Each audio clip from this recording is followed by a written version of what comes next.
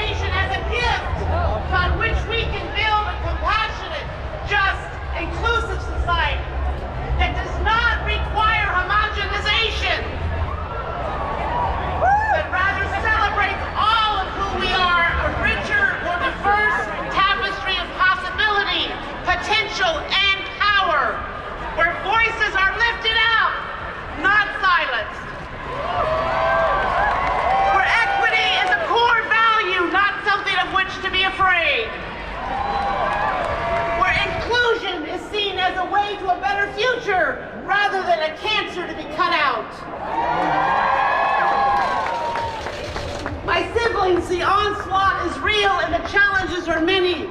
Every day we wake up unsure of what new disaster or atrocity this administration might have carried out overnight. The rule of law, freedom of the press, the Bill of Rights, the Constitution itself seems little more than pieces of paper that are torn up and thrown aside by this administration. But we, the people, are not so easily fooled or defeated. The people of Minneapolis earlier this year showed what it was to stand up for their neighbors, day after day after day, in freezing cold weather, facing down masked thugs with whistles and neighborhood coordination.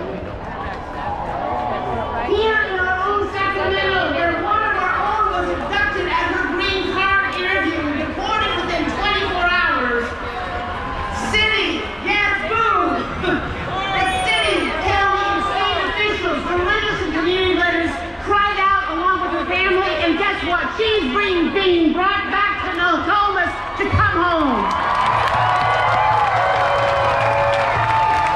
Across this nation in a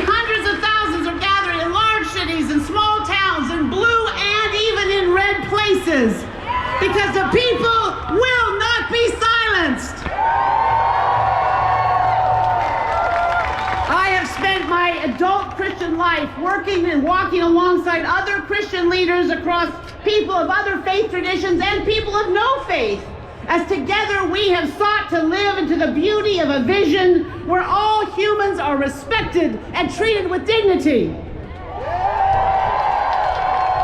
Where laborers are paid a fair wage for their daily work. Where children can be raised in healthy community, and where elderly are gifts to be treasured. Where the sick are cared for. Where people can love who they love and live fully as they understand themselves to be. And where nations will not lift up sword against nation. Today I want to tell you, this work is not naive or foolish.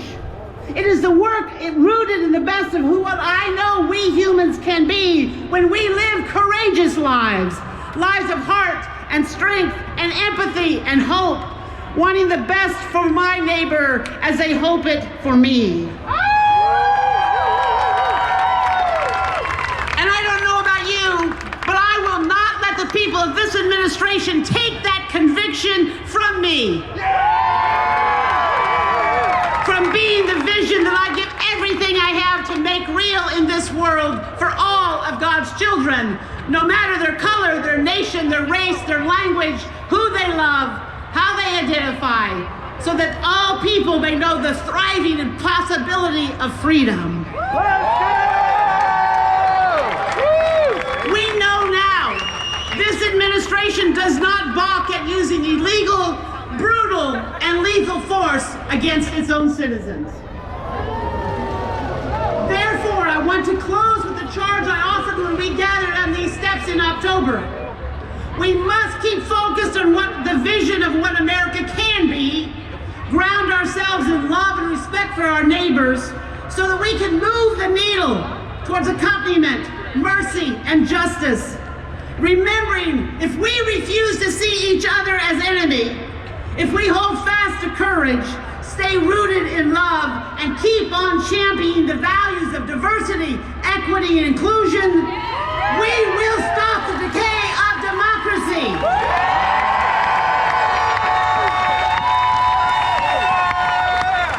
And this, my siblings, is the work of we, the people.